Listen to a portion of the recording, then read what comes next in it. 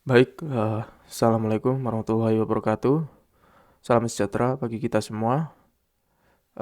Perkenalkan, kami dari kelompok 10 yang terdiri dari 3 orang, yaitu saya, Muhammad Yazid Bastomi Maliki, dengan NBI 14621000221. Lalu ada Irfan Fitra Abadi dengan NBI 14621000222. Lalu ada Ahmad Ayu Nur Sobah dengan NBI 14621000236. Di sini kami membuat tentang implementasi program rule based expert system untuk mendiagnosis penyakit mata. Di sini saya akan menjelaskan tentang sistem secara keseluruhan dengan deskripsi sistem yang ada di laporan. Deskripsi sistem pakar merupakan sistem yang mengadopsi kemampuan para pakar sehingga sistem dapat memecahkan permasalahan pada domain tertentu seperti yang biasanya dilakukan oleh para pakar. Sistem pakar memiliki beberapa komponen yang terdiri dari basis pengetahuan atau knowledge base yang berisi tentang pengetahuan-pengetahuan dalam penyelesaian masalah. Ada dua bentuk pendekatan basis pengetahuan secara umum yang digunakan, ialah satu, penalaran berbasis aturan atau rule-based reasoning. Yang kedua ada penalaran berbasis kasus atau case-based reasoning. Untuk komponen yang kedua, yaitu motor inferensi atau inferensi engine. Berisi tentang metodologi yang digunakan untuk melakukan penalaran terhadap informasi-informasi dalam basis pengetahuan serta digunakan untuk memformulasikan konklusi. Ada dua cara yang dapat dikerjakan dalam melakukan inferensi, yaitu yang pertama, forward chaining atau alur maju. Lalu yang kedua ada backward chaining atau alur mundur. Yang pertama, forward chaining merupakan strategi yang digunakan dalam sistem pakar untuk mendapatkan kesimpulan atau keputusan yang dimulai dengan menelusuri fakta-fakta dan tempat. Forward chaining adalah pencocokan fakta atau pernyataan dimulai dari bagian sebelah kiri atau if dulu.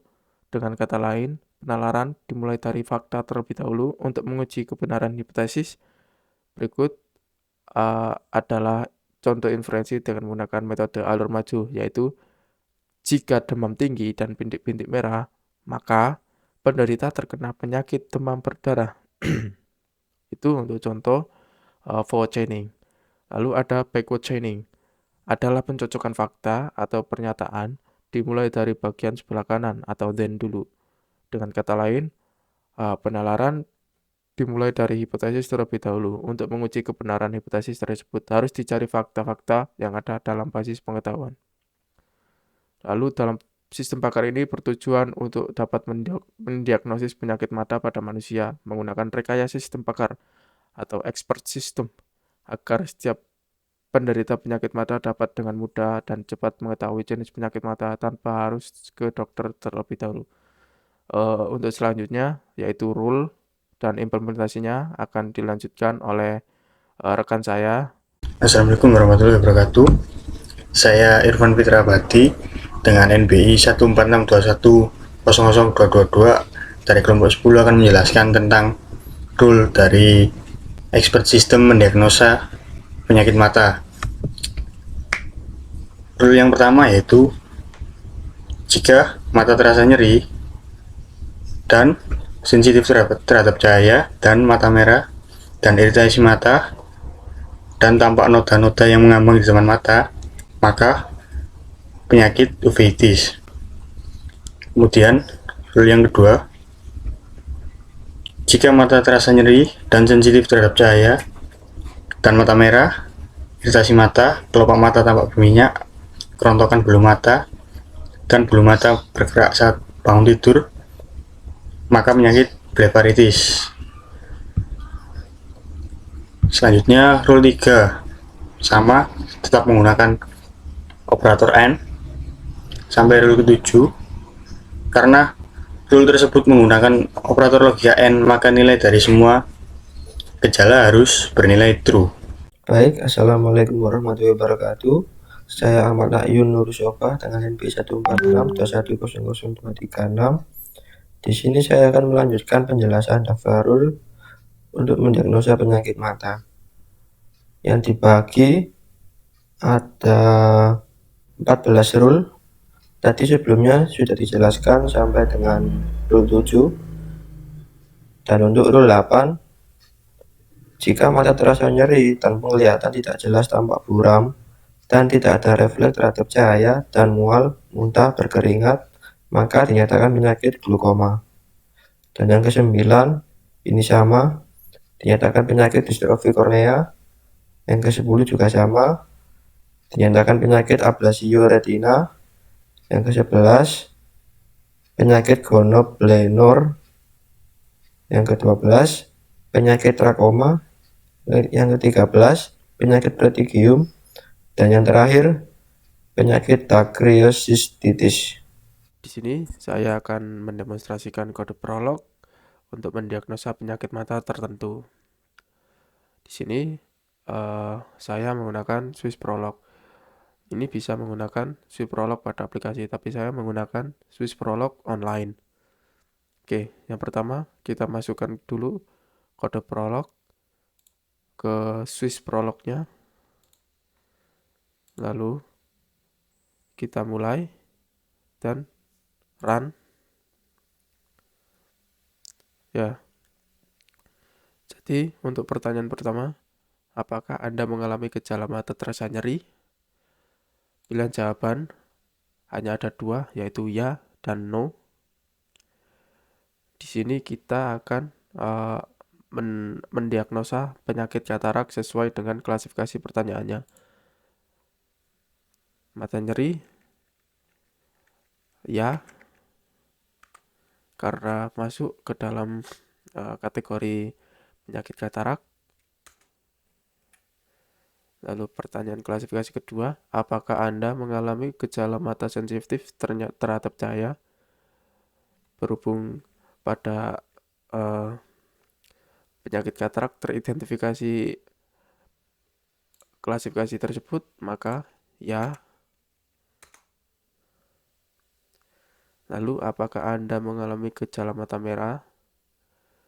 Pada penyakit katarak teridentifikasi klasifikasi pertanyaan tidak ada mata merah, maka N.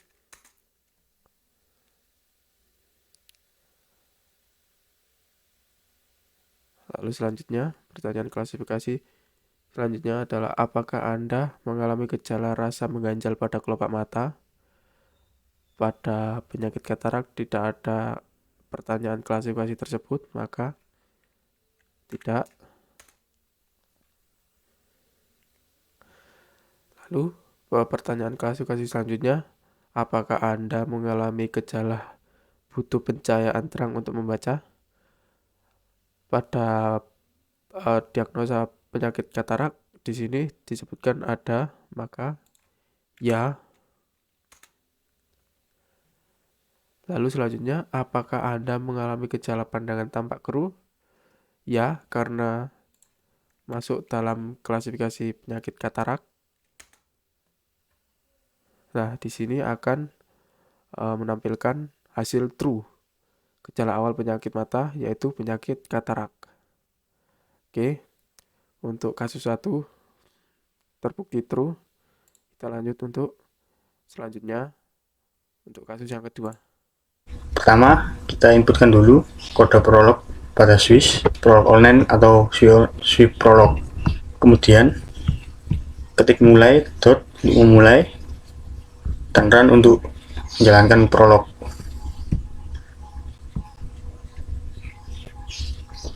Untuk pertanyaan klasifikasi pertama, apakah Anda mengalami gejala mata terasa nyeri?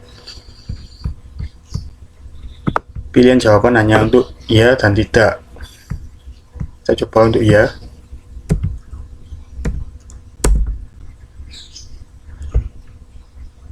Apakah Anda mengalami gejala mata sensitif terhadap cahaya?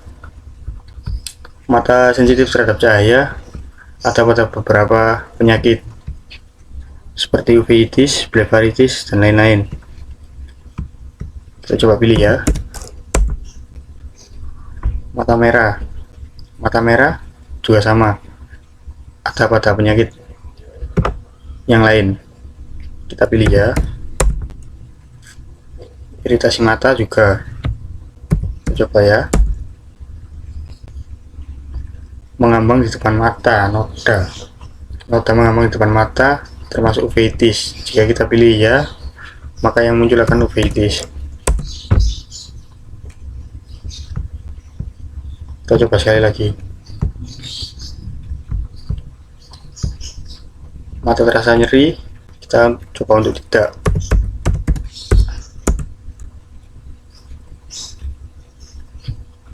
Penurunan penglihatan tidak.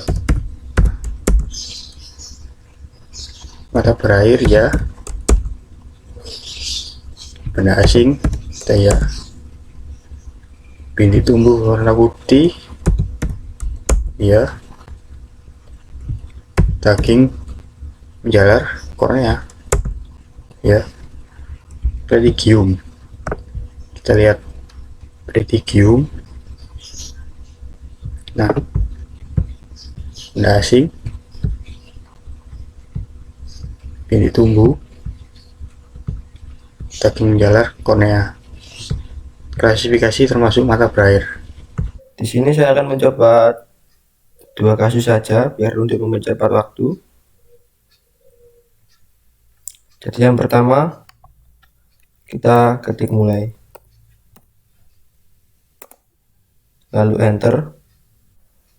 Apakah Anda mengalami gejala mata terasa nyeri? Di sini saya akan mencoba untuk penyakit trakoma.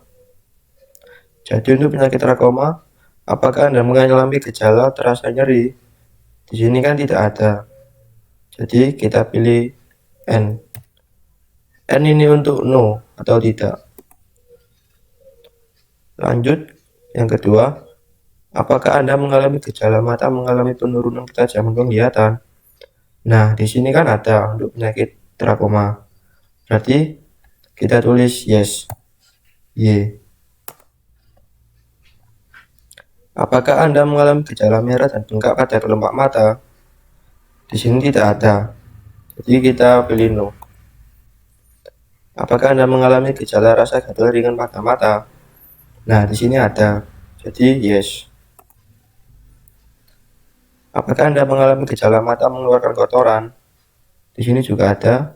Kita pilih yes. Nah, di sini penyakitnya dinyatakan penyakit trakoma dan juga bernilai true. Lanjut untuk penyakit yang kedua, kita mulai lagi. Di sini saya akan mencoba penyakit dyscrositis. Apakah Anda mengalami gejala mata terasa nyeri? Di sini tidak ada, jadi kita pilih no. Apakah Anda mengalami gejala mata mengalami penurunan ketajaman penglihatan? Tidak ada juga di sini, jadi no. Apakah Anda mengalami gejala mata menjadi berair? Tidak ada juga, no. Apakah Anda mengalami gejala mata menjadi bengkak? Di sini ada mata bengkak, jadi kita pilih yes. Apakah Anda mengalami gejala pembuluh darah bengkak dan melebar pada bagian putih mata? Di sini ada yes. Apakah Anda mengalami gejala terdapat benjolan atau gumpalan pada sudut mata? Kita pilih yes juga. Apakah Anda mengalami gejala demam? Yes, karena ada. Di sini gejala awal penyakit mata dinyatakan penyakit dyscrositis dan bersifat true. Baik, sekian presentasi dari kelompok kami.